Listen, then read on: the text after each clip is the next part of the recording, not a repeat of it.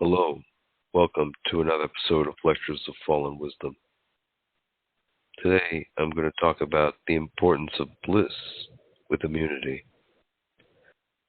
See, the real problem is that you never breathe enough when you are unhappy, and not breathing enough just continues that unhappiness.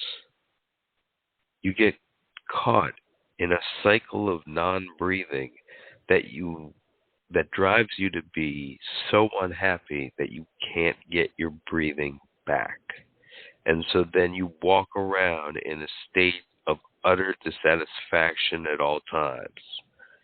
So you do not engage in intelligent conversation. You just pass the time.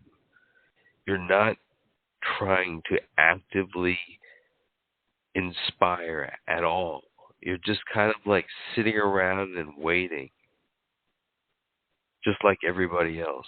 Bored, angry, upset, not feeling good, not feeling like things are going their way at all, and just being boring. Don't be boring. Don't sit there and talk about bullshit. Have real conversations with people. And if it's with a woman, never talk to her for more than 5 minutes. After that, silence until she approaches you. And even then, you break it off after 5 minutes. Silence after that until she approaches you. Never approach, after a 5-minute period, a woman to talk more. Unless you're trying to hit on her. And the thing is it is a signal that you are hitting on her if you talk to her longer than that. Why do I bring that up? Because there's little things that happen in a man's life that knock him off the rails and get him in a state of low immunity. The problem with all the diseases that are running rampant around the world, it's because our immunity is so low, because our happiness level is so low, our bliss level is low. Now, it's very easy to just say, oh, create bliss in and of yourself. It can't happen. When you're in that state of boredom and anger, frustration, waiting for someone to say something, waiting for something to happen, not really pushing the engagement, your mind starts to slow down and you don't have very much to say at all. You're just a bored human being with nothing to say for yourself. Get into your theories. Get into your ideas. Tell people something they haven't heard before. Something they have not heard before about any given subject you want, but engaging. That will make you happier. That will create more bliss in you. And then that will trigger your mind to start building on that by taking in more breath. What I finally realized is that if you try to make breathing conscious, sometimes you run into the issue of not doing it when you're not conscious. And that's a problem. Because you really aren't in control of your breathing most of the day. It's just going on automatically. And the question is how to set that automatic to full breath. And by being conscious of your breathing at all times, you kind of interrupt the natural flow. So when you're not conscious, when you're just paying attention to something else, your breathing reverts back to normal. And normal today is not actually normal. I mean, your breathing goes back to the norm of what is happening in today's society. That sets your happiness level, the amount of oxygen you take in. And what happens is that when you take some kind of psychoactive substance, it is able to draw in more oxygen somehow, just through the aliveness of the change that occurs in the mind. Sometimes it's putting the human being in a new territory, and so their mind starts to activate. But of course, you do that too many times, and you ruin the effect of it. People who are going to take peyote every day, that's ridiculous. But once a year, that's very profound. So think about that when you use any kind of psychoactive substance. But what's important about these substances is they kind of hone in on what the problem is with you. And you can kind of tweak things after looking at it. But then you have to still pursue in the sobriety world most of your endeavor, just because you're trying to train the sober version of you, which is really the unconscious version of you, to be the more interesting person, to be the person that keeps fascination alive by talking about things that people talk about and being engaging and asking questions and being super thoughtful in every way, intellectually, about things, being curious. It all starts with the breathing. Obviously, you're not going to get enough oxygen. You're not going to have the interest to do these things. So, but it runs hand in hand, because if you can drive yourself to do these things, if you can drive yourself, push yourself to be interesting. When you're sitting at a table with two human beings, don't talk about the usual bullshit. Don't just hang on and wait for them to talk. You lead the conversation with something fascinating. And if you have nothing fascinating to say, that's your problem. You're not breathing. You're taking in zero oxygen, so your mind doesn't even work anymore. And it's stupefying. That's why the mind needs to be stimulated. And other people's mind needs to be stimulated. You're keeping them alive by stimulating their minds. That's all you're doing. Excuse me, I've caught a bout of this COVID disease. So you can hear my nose is pretty stuffed. And the thing about immunity. Now, I haven't touched marijuana in like maybe almost 3 months. I haven't touched it. I realized that I was doing it every day, and it wasn't helping me. But I understand what it is. I understand what it creates. It creates an artificial bliss. Trains your mind what bliss is. But it's all for you to learn how to create it without the drug.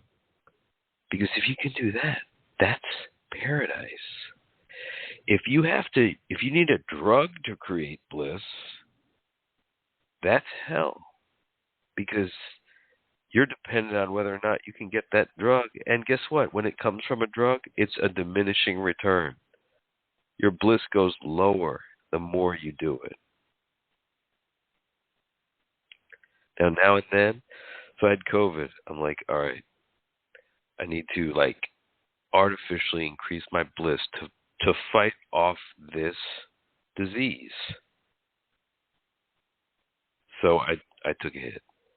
And I can already feel, and this happened to me before. Like, I've quit for long times. One time I really fucked up my arm.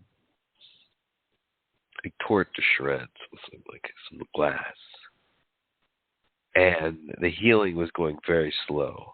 And I had, I was basically not smoking any weed. I smoked a couple puffs of weed, and I instantly healed. Like Wolverine. And why is that? Well, it's because weed artificially puts dopamine into your system, which is a pleasure drug. Sugar does it too. Everything that's kind of pleasurable puts an extra pleasure drug into your system of euphoria.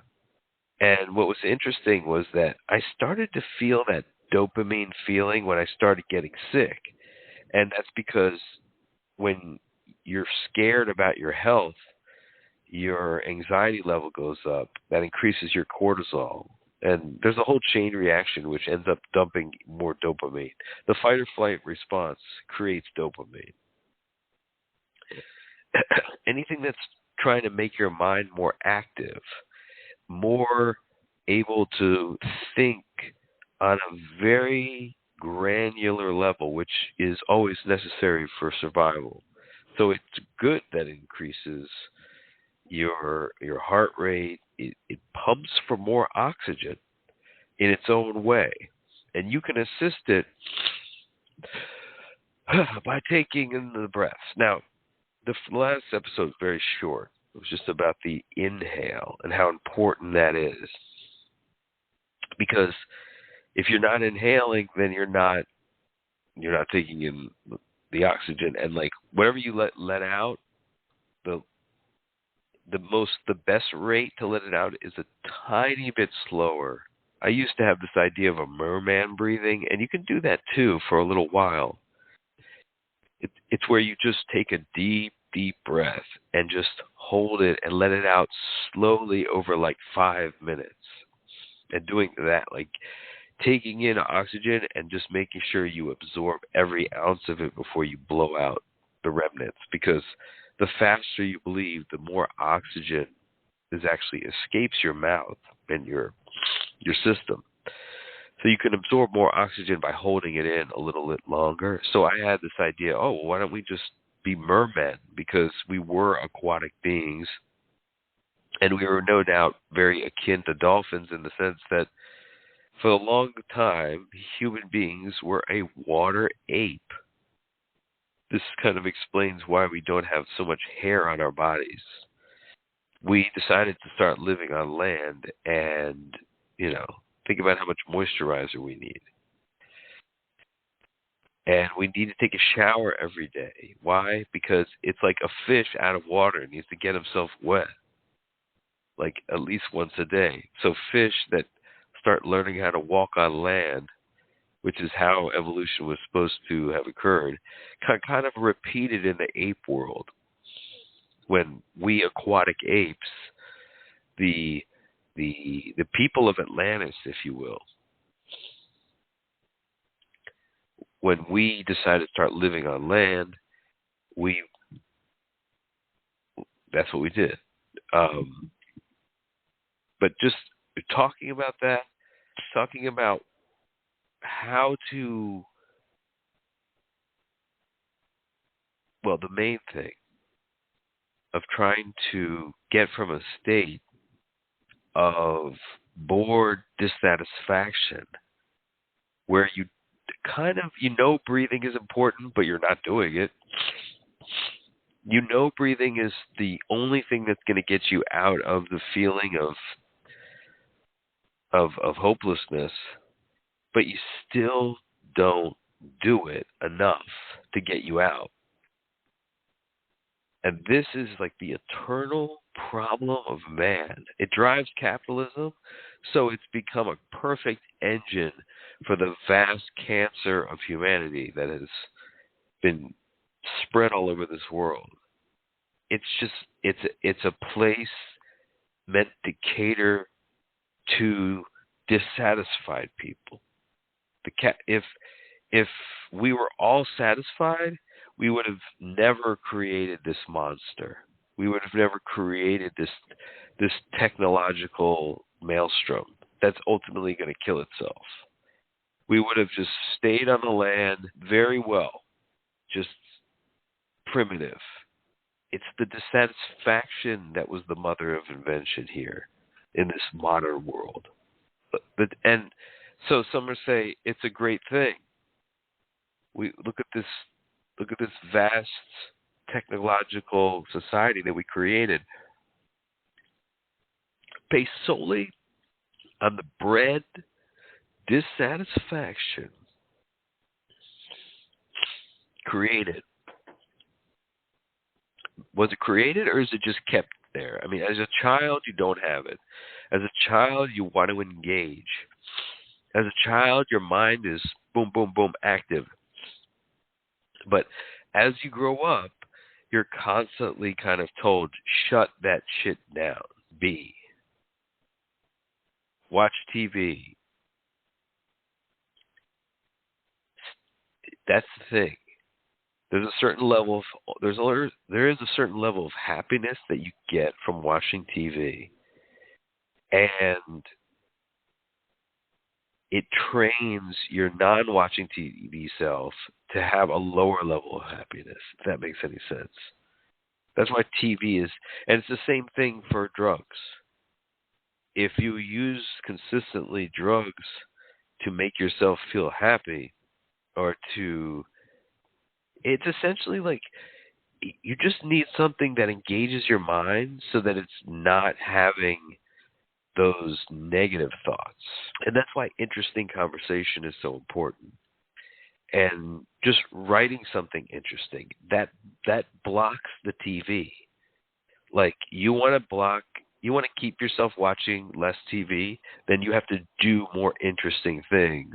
You have to write stuff that's interesting. You have to like spend time working on projects that are more interesting than watching TV. Now, I talked about a long time ago the idea that everybody is being watched by whoever they would want to, their perfect woman, their perfect mate in God form, who is watching down on you and has the power to give you more powers in this world. But if that goddess, let's say in my case, looks down and watches me just spending hours in front of the television and then going and meeting friends and saying nothing interesting and just talking a lunch of bullshit that no one fucking cares about because you're just trying to mingle in with all these bored assholes. You want to go in there and you want to be the guy that everybody's fucking talking about. The guy that is a fucking, works the room, that people just like way into. Now, sometimes you might need a drug or two to do that, but you're learning how to do it without the drug. Because once you do that, that's limitless. I don't know if you ever see the movie Limitless. It's when the guy figures out how to be just as intelligent without the drug. Just as sharp. In fact, sharper because there's no wear off. You take a drug, it wears off. There's like a period toward the end of the drug where you're actually more irritable than you were before you took the drug. So the unevenness of relying on an artificial means of creating the state is the drawback. And the way you want to be living is sober in bliss. Now, bliss cannot enter your body as long as thought is occurring on your mind without your intention. Even with your intention, it's a tough sell for bliss. But without your intention, if it's just a wandering mind, thinking about things, nothing directed, no real problem being identified consciously, but just this unconscious flow of thinking, your bliss will be forever out of your reach, no matter how hard and good you breathe. And I think that I haven't really emphasized this enough, is that, yes, your breathing is going to bring you back into happiness, but breathing will come back online once you stop the thinking that is occurring in your mind without your intention. The bliss replaces that. They are antithetical to each other. So the thoughts of just random shit, it's either that in your mind or bliss. There's no there's no way to have both together. And most people are convinced that they have to be in that mode of thinking, in that mode of an unconscious considering of everything. Just going over everything, all of life, and just recycling pain and just thinking of this, thinking of that, but nothing directed. That process and bliss are antithetical to each other completely. Bliss only comes when that shuts off. And it's better, once it's on, it's like it's hard to even remember it's on. That's really the deal with it, is that once your unconscious thinking starts up,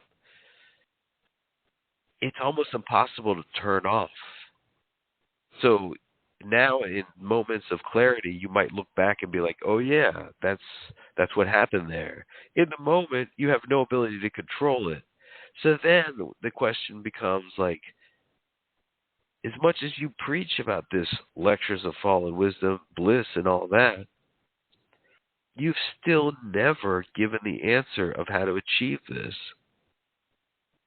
And you yourself, speaker, have not achieved it. And that is true. I have yet to achieve what my assessment of the situation calls for. Because I have moments where I am completely one of these fucking automaton humans, not giving a shit about anybody or anything, just like living life as a bored little angry fuck, a very petty, bored goofball who just wants some ass now and then.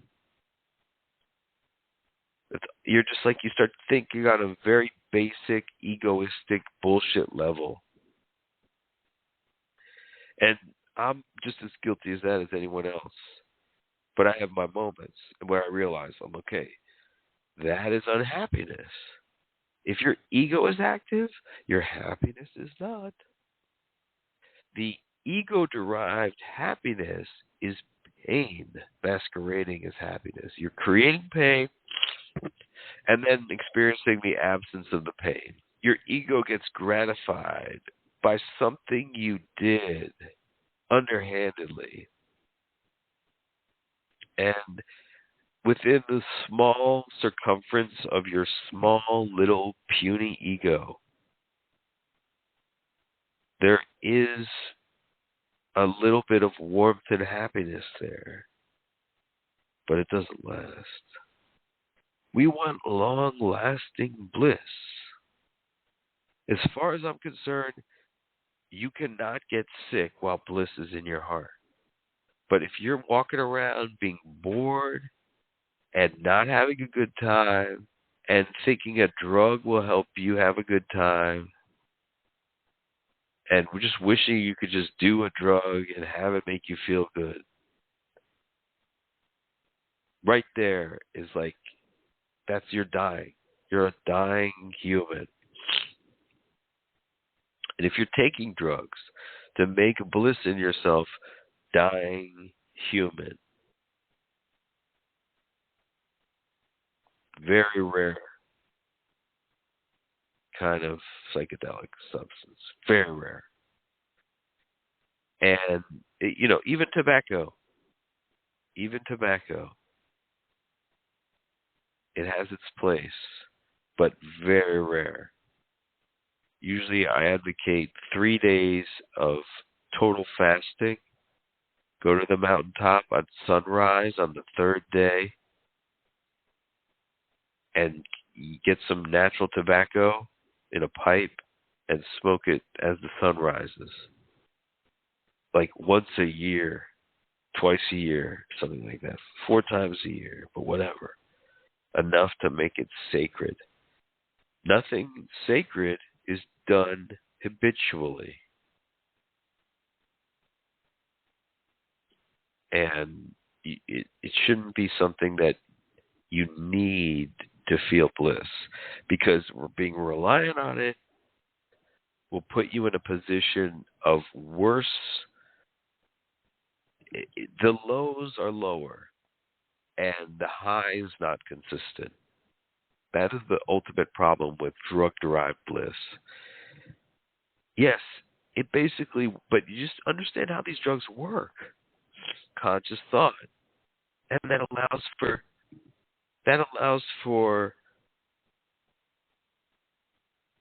for true stream of consciousness thought,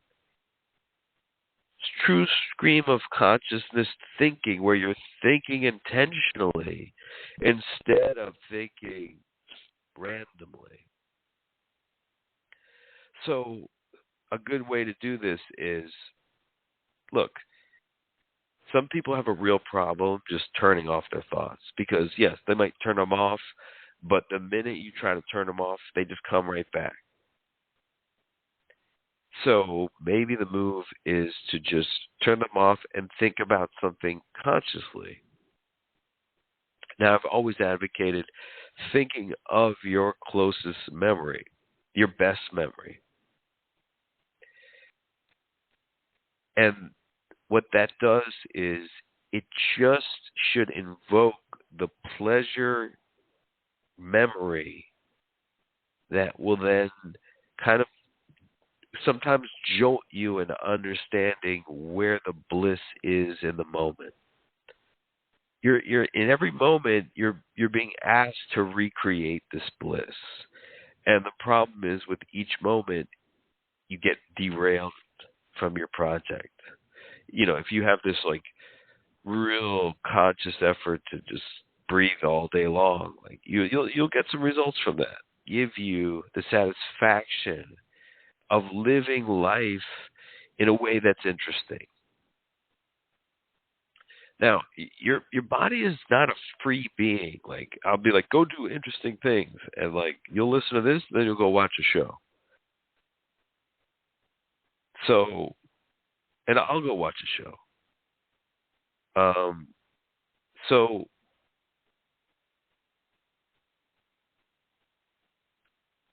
your mind has to figure out a way to convince the body do these things. And the body will be glad to do these things if you give it bliss. And if you don't, the body's just going to go from food, go for entertainment, go for anything that can give it bliss, because you're not giving it. And you have the power to give it, but you identify more with the body than you do with the eternal soul. The soul of the mind that is a God. And realize that everybody you're talking to is a God.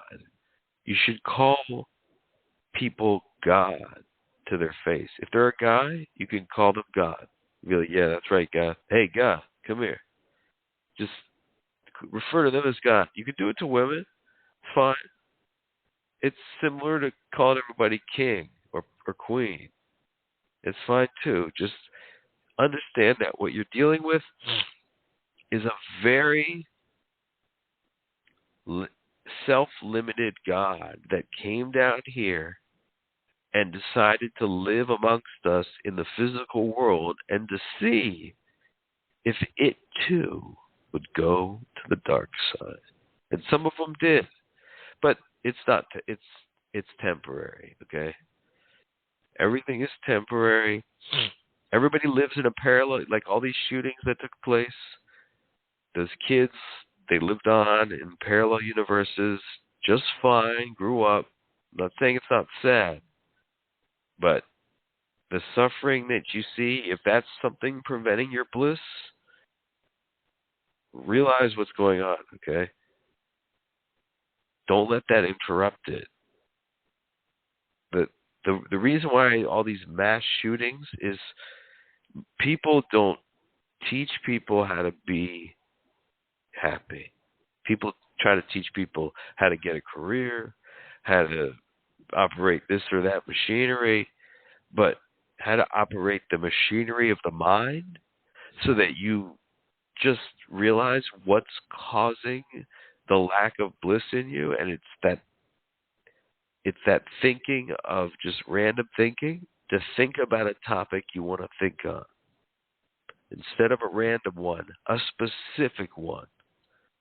You're writing a book, go through the book from beginning to end again. You can write a whole book in your mind that way, because you'd be like, all right, here's the story. In fact, that's a really good idea. It's just come up with a story that you're writing in your mind. And when you find yourself in moments where you have nothing to do and you just have your mind is just kind of on, keep developing that story. Add things to it. Create a whole movie. Time you go back to the story. Just add little things in. And when you get to the end, just go to the beginning again. And as you go through again, add more things in. Try to do your best to remember what you had in there before. Now, if you're just doing this at all times, you can write like a movie a year in your mind. At some point, put it on paper. In fact, you'll be compelled to do so because it'll be so much. And pretty soon, you'll just be a screenwriter. That's all you have to do if you want to be a screenwriter, by the way, is just think of the story. Like, think of the CD blurb version of the story. Think about that over and over again. Add little things to it in your mind. And then think about like a half-hour version of the movie. And then just keep thinking on that, adding to that, till that expands to a normal movie size. But this is something that you got to do. Like, directed thinking is the answer. I was always advocating just being like, turning it off. But I'm realizing that is where you go to sleep. You'll turn it off for a little while, and you'll get so relaxed in bliss that you let your guard down. But if you keep talking and you keep engaged and you keep your mind engaged on something specific, well then your bliss still has a chance to come in. It's not as high as when you're just completely, your thinking is blocked off.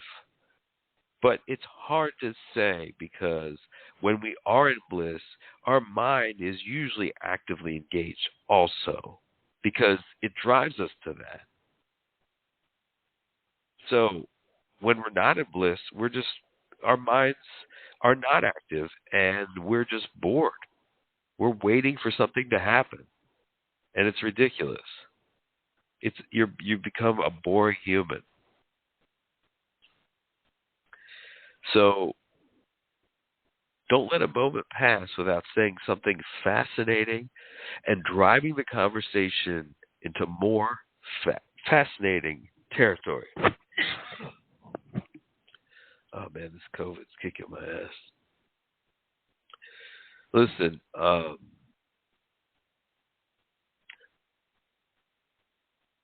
this disease, why did it happen? Teach us.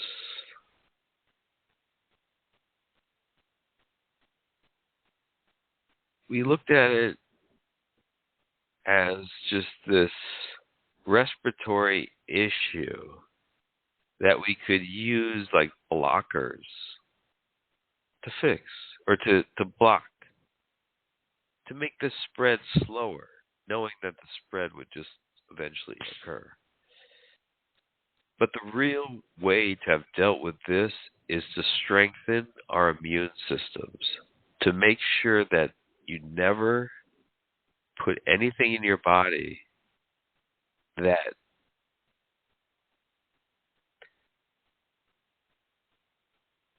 at least on a regular basis, that you never put anything in your body that your body rejects.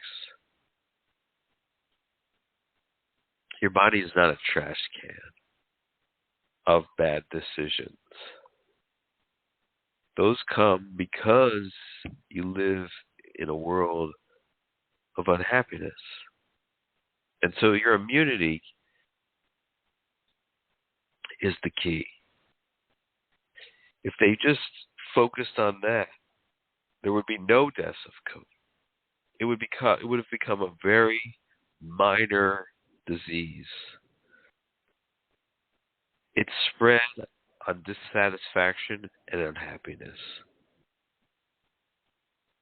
It's spread on those things alone. And I had a particular period of unhappiness and dissatisfaction, and I'm sure I had been exposed to COVID before, but because I was in a certain relative level of bliss, it never got to me. I filtered it out quickly. But when you are in a state of dissatisfaction and boredom and anxiety, diseases can creep in. That's how cancer creeps in. That's how all maladies creep in. You leave the door open. Your happiness level is the closed door. That's the thing, man.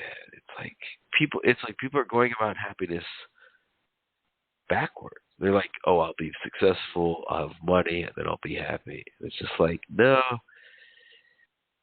You'll never get those things if you're not happy first. And if you do get them while you're unhappy, you won't enjoy them. So what's the purpose of having them? Grateful of where you've achieved in life, because you should be looking at it from the perspective of the person who doesn't have all this great stuff. That's the first step. But the second step is to be very smart about keeping your mind engaged. Never letting it become disengaged or engaged with random thoughts. Random fucking thoughts. Now, until now, I have always just been like, let's shut them off, shut them off. Now we have a different strategy. And I'm going to participate in this strategy and report back on how it works. Because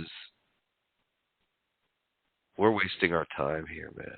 While lesser men, angrier men, to satisfy some egoistic bullshit, are leading the world. Whereas we, very thoughtful and highly intelligent men, are being oppressed. We should be the rulers, right? But in a jovial way. In a way that brings people together. That is the way. And I've always been good at uniting a group. That's why one of my nicknames is One Nation. Guess what? This entire globe is one nation now. It's like, oh, is that one world government? I guess. Nothing you can do about it, bro. We're connected. It's one world government. It has happened. But what does that mean? What does that give as an opportunity? One nation? Well, for one leader to set the tone. Think about if Jesus Christ were alive today. If he could come alive today, I feel like his message would actually get out and not be misinterpreted. That's the one thing about our technology. If you're authentic, you can spread here like wildfire. If you're just another egoistic piece of shit, nah. But if you're truly somebody and the truly somebody in this realm is somebody who's mastered the art of bliss. Those are the people that those are the gurus. Those are the people that people follow around in India. Just they're like, oh my, they're in awe of this person. And this person has just figured out how to be happy. And so everybody kind of wants what this person has. It's trying to learn from them on an instinctual level. Hang out with them. Just sit next to them. And feel what it feels like. Vicariously. And then maybe you might pick up on it. There might be something to that. Maybe it's something that you have to learn from watching somebody who else is in bliss. Damn. But whatever it is before the horse, it rightfully puts the cart, or it's the horse leading the cart.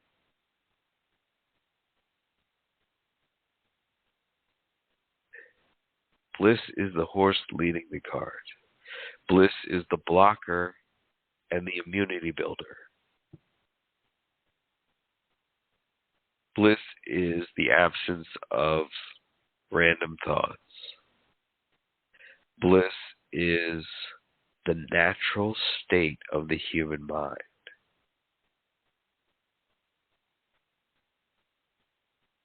It's something that occurs, it's in the background and gets blocked off by what we're doing with our minds. Now, remembering to inhale now and then should kind of awaken these thoughts and get you out of the cycle of random thinking, the main unhappiness maker.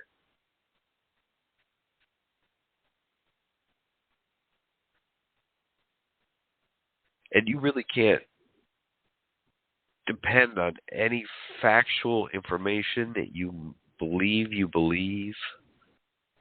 if you're not feeling good in the moment of believing it. Your not good feeling is creating the thought.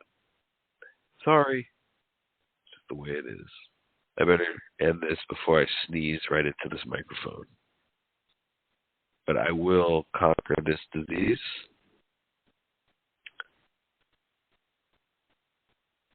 With a little help from MJ.